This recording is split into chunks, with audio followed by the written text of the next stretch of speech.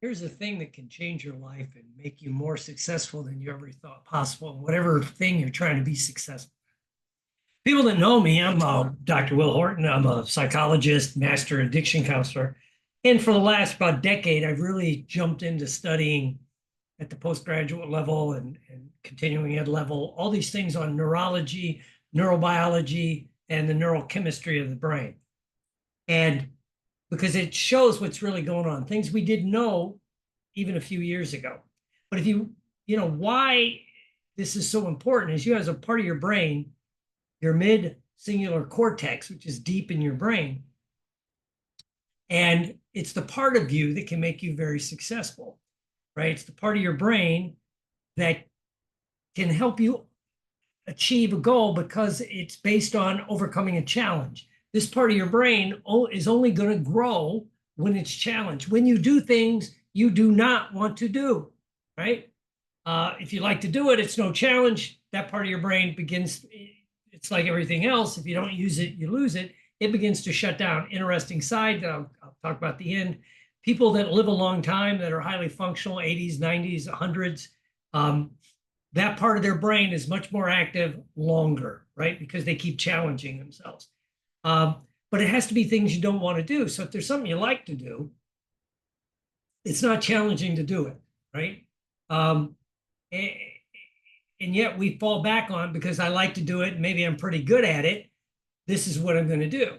Now, I see it in the gym where I see guys that, they've worked out their whole lives and they're in okay shape, right?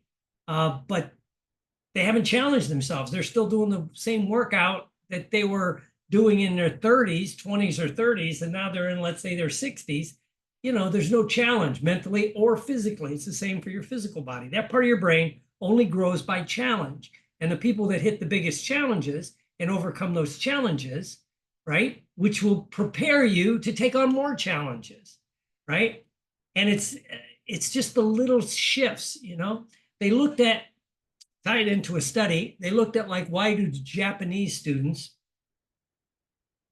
across the board are much more better at math than the American students. We spend more on education, we spend more on per student, all this other stuff. There's a lot of factors, but one of the things, that they looked at was they went into 8th grade classrooms and they studied algebra. And what they found was the students in Japan were challenging themselves, really pushing themselves only about 2% of the time. The teacher would give them challenges that were hard to accept, right?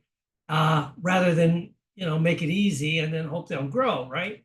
Because again, it's only by the challenge. But in the Japanese classrooms, the students were attempting problems that were challenging beyond their capabilities 40% of the time, which made them grow. So then when they did testing, of course, the people that were getting more challenges began to grow, right? And it's like that again for ourselves, right?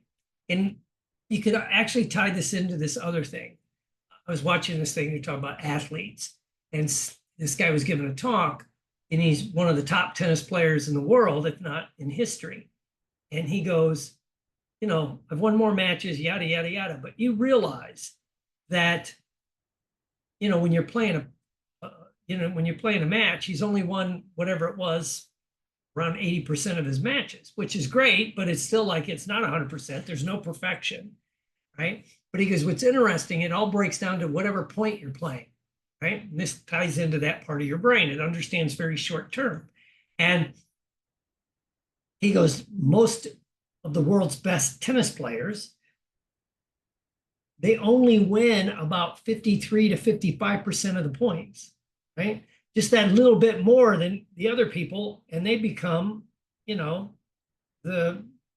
the great tennis players of all time. Same when you look at basketball, the shots that they make, the old Michael Jordan, yes, he's made all these shots, but he missed more shots than anyone. I mean, it's taken the challenge, and it only has to be a little bit. And again, in our culture, what we begin to notice is we want all or nothing. It's going to be perfection and this and that, right?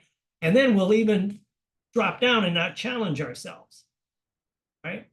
And not take a win. And this is very important. It's like, it doesn't have to be perfect. You just have to do it, right?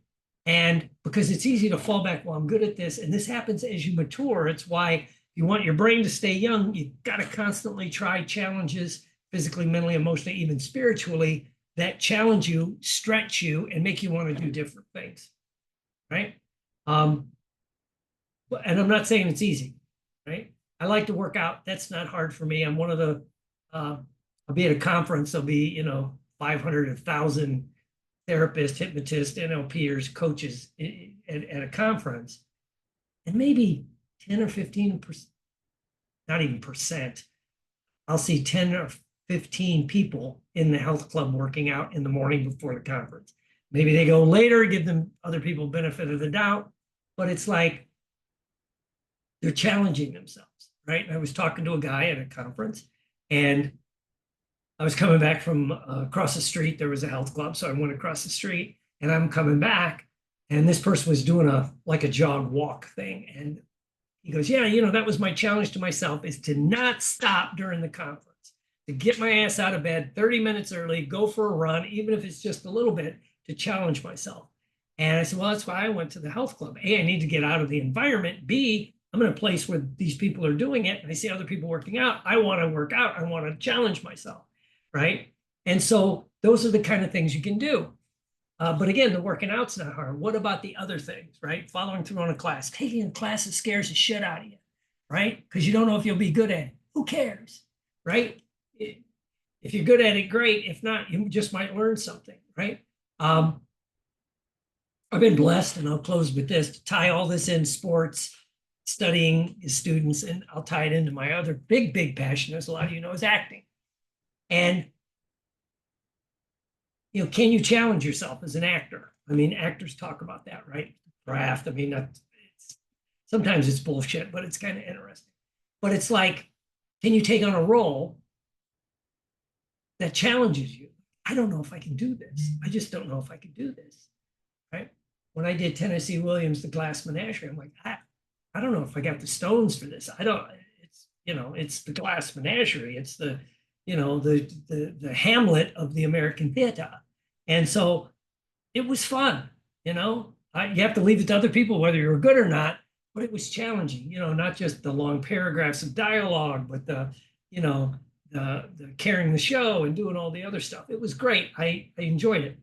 So you have to do that, right? And step out of that, because we always see, because again, especially in that world, just like sports, you'll fall back and always want to do what you're good at, right? And, can you take on those roles, right? And then going back to that thing about tennis, it's like, the elite tennis performers, and I've seen athletes, especially quarterbacks in the National Football League here in America, talk about the next play is the most important play of my life, right? Peyton Manning talked about it, even Tom Brady, because you can't remember the last play. If it's a success, great. You can't relive it. You can't live the play after the next play. You're playing the play right now, right?